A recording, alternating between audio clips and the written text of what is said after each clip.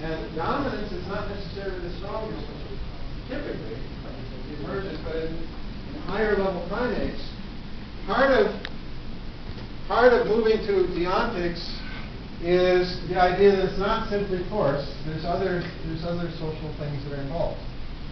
Big difference between us, them, and us, is that we can understand these deontic rules when it's out of sight. We can understand, for instance, that somebody else can take on the role of being the chief person. Next. For instance, we all understand this. It's just a hat, right? But if you were able to wear that hat, then you have power. Then what you say, then you can order armies to go advance on your enemies. That's deontics. Next. Territory. Territory is also something well known in the animal kingdom. Next. Well, there's one kind of territorialism. Dogs male dogs mark their territory. Next. Humans mark their territory in a slightly different way.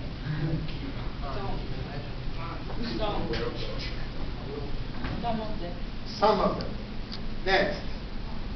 And we can acquire territory. We buy a home. Some of us.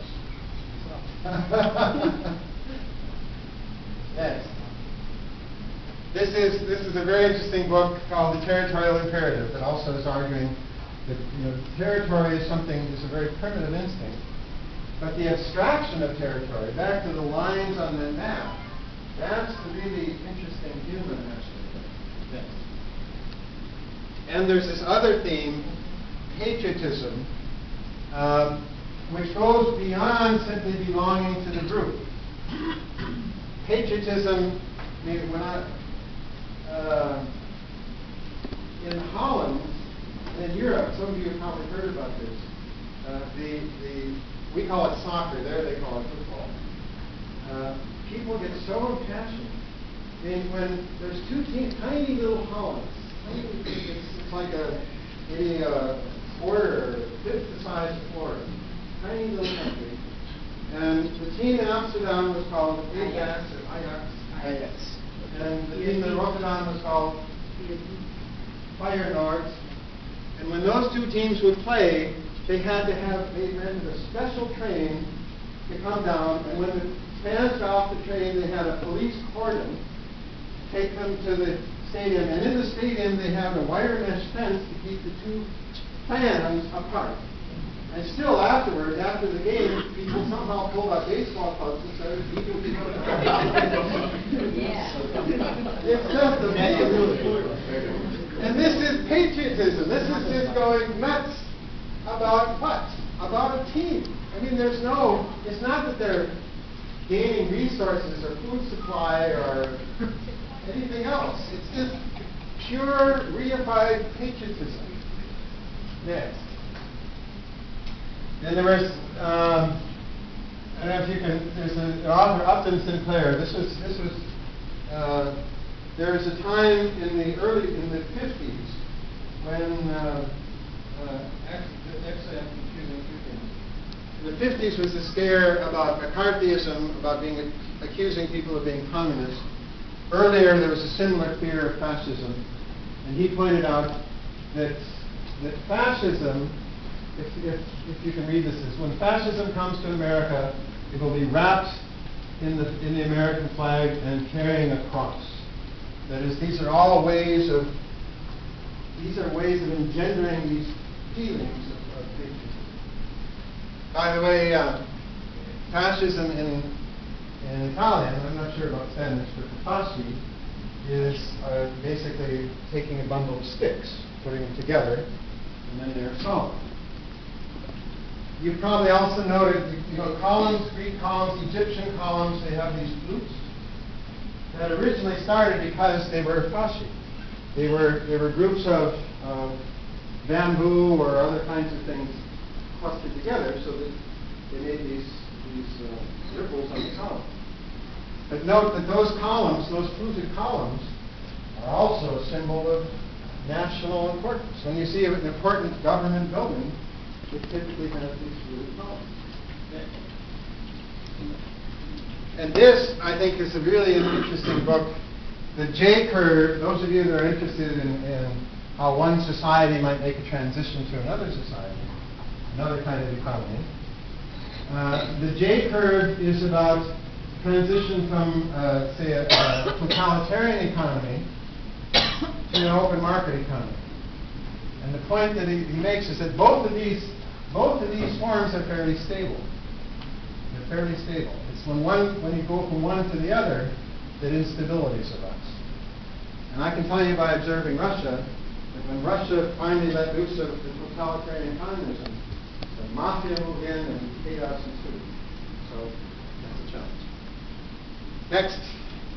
Oh, that's the end. Okay, next. Deontic reality. Next. This is how it applies to information systems. We usually think of this is where my book is going. We usually think of information systems as a mapping between some sort of symbol system, which I'll call a documentary reality, and the physical reality. Next.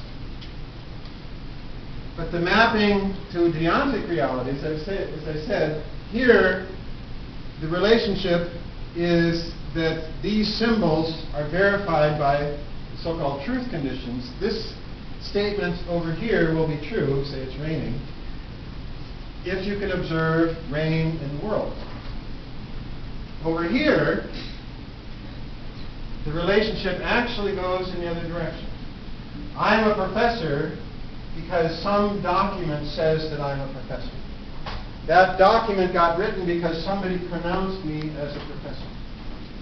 So you see the fundamental direction here is that there's actually a different kind of information theory that derives from this notion of reality. Next. So this is saying similarly that the kinds of controls, the information system, the controls on the information for deontic reality have to be much different than the controls for regular observable reality. Next. These are some deontic. There's actually formal foundations here, and I'll just fly through these. Deontic logic in 30 seconds. Next. The basic foundation is that there is a should. There's an obligation. That a certain state is obligatory, or a certain action is obligatory. And if you violate that, there's a penalty. These other concepts, for instance, about being permitted or being forbidden, are all derived. To say that something is forbidden is to say that it's obligatory not to do it. To say that something is permitted is to say that it's not obligatory to do it. Sorry, this should be not obligatory not to do it. This is waiver. Next. And, oops, next. And so this defines a space of discretion and two kinds of obligations. Obligations to do things, obligations not to do things. Next.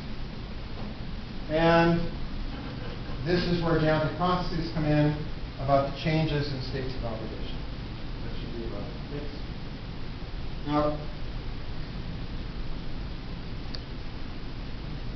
all right, one last bit. In England,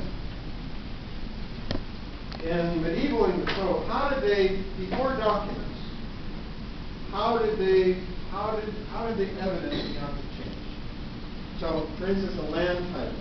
Today you own land. To show that you're the owner of the land, again, it's not observable. I mean, maybe you own the land, and how do we tell who owns the land? The way they solved it in one part of England, there's a process that's called testament. F-O-E-S-S-M-A-N.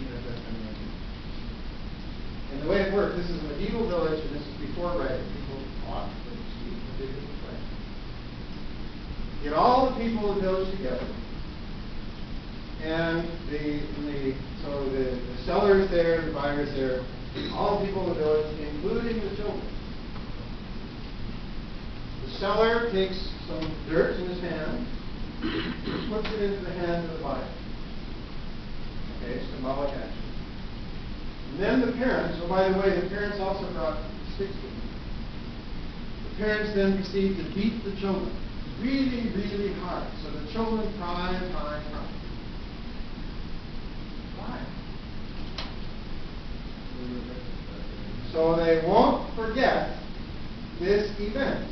They are registering, this is essentially registering this event in the social memory.